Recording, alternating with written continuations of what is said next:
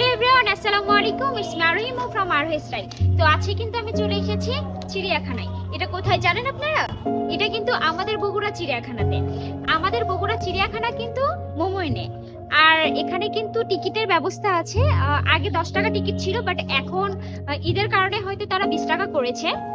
তো আমি 2টা টিকিট কেটেছি, যেহেতু আমরা 2জন এসেছি তো আমি 2টা টিকিট কেটেছি। তো আমি আজকে আপনাদেরকে এক্সপোজ করব যে আমাদের বগুড়া চিড়িয়াখানাতে, মানে এটা অ্যাকচুয়ালি নতুন, তো দেখি এই চিড়িয়াখানাতে আসলে কি কি আছে অ্যান্ড পরবর্তীতে কি কি তারা অ্যাড করবে এই চিড়িয়াখানাতে, আমি সেটাও আপনাদেরকে জানাবো।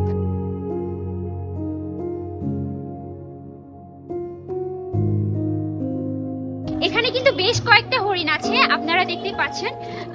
আমরা এখানে বুঝলাম যে হরিণ আছে, তারপরে দেখি আর কি কি আছে। এখানে কিন্তু অনেক রকমের পাখি আছে, যেমন লাভবার্ড, বাজুরিকা, দেন হচ্ছে সানকুনুর, মদনাটিয়া। আমি এই নামটা প্রথম শুনলাম, যাই হোক আমি একটু প্রথমে ভুল হয়ে গেছে, মদনাটিয়া।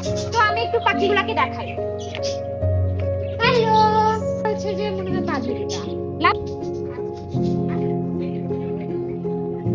বেশি বড় এরিয়ার ভিতরে কিন্তু আমাদের চিড়িয়াখানাটা না, আর খুব বেশি জন্তু কিন্তু জীবজন্তু কিন্তু এখানে নেই। অ্যালবিনো ইঁদুর আর হচ্ছে খরগোশ আছে। দেখো ইঁদুরগুলা কি কিউট,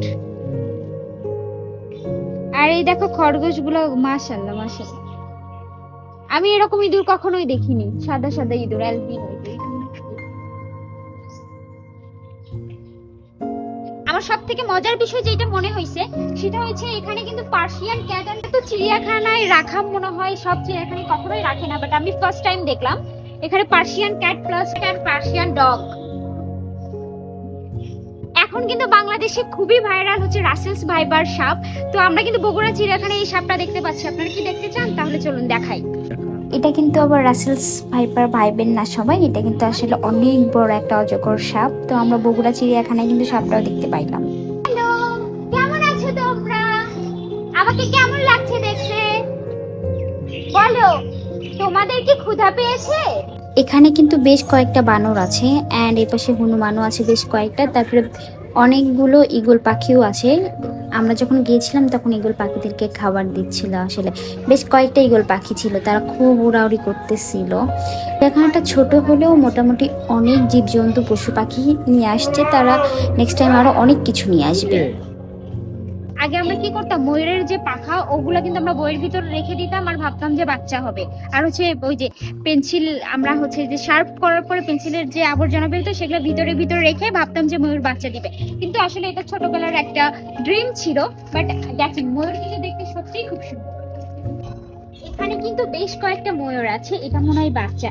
হ্যালো, তুমি কি খেতে চাও? বাট আমাদের কাছে কোনো খাবার নাই, আই এম সরি। তো এগুলা হচ্ছে দুম্বা। তো বাংলাদেশে কিন্তু দুম্বা কুরবানি অ্যাভেলেবেল না, আমরা যতদূর জানি হচ্ছে যে সৌদি আরব অথবা দুবাইয়ে দুম্বা কুরবানি কিন্তু খুবই অ্যাভেলেবেল। আমি কিন্তু দুম্বার মাংস বহুবার খেয়েছি, কারণ যখন আমার এলাকার মানে আমাদের গ্রামে আমার বাবা মেম্বার ছিল তখন কিন্তু অনেকবার দুম্বার মাংস আসে আসলে মানুষকে দেওয়ানোর জন্য। তো তখন আমি আসলে দুম্বার মাংস খেয়েছিলাম। তো আমি কিন্তু চিড়িয়াখানা সবকিছু দেখাই দিয়েছি যে চিড়িয়াখানাতে, আমাদের বগুড়া চিড়িয়াখানাতে, আমি মোমোইন চিড়িয়াখানাতে কি কি আছে, এমএসএস চিড়িয়াখানাতে আসলে কি কি আছে। তো এখানে কিন্তু আমাদের যে জাতীয় পশু বাঘ, তারপর হচ্ছে যে সিংহ, এগুলাও কিন্তু অ্যাড করবে, বাট একটু লেট হচ্ছে কারণ সবকিছু একটা সময় সাপেক্ষের ব্যাপার। তো আমাদের এখানে অনেক কিছুই কিন্তু অ্যাড করা হবে। তো চিড়িয়াখানাটা প্রপারলি এখনো বাট চালু হয়ে গেছে, বাট প্রপারলি এখনো সব পশু আসে নাই, নেক্সট টাইম আসবে। তো আপনারা অবশ্যই আমাদের বগুড়া চিড়িয়াখানা, আই মিন এমএসএস চিড়িয়াখানাতে আসবেন অ্যান্ড এনজয় করবেন। তো আজকের ভিডিও এই পর্যন্তই। আল্লাহ হাফেজ, টাটা।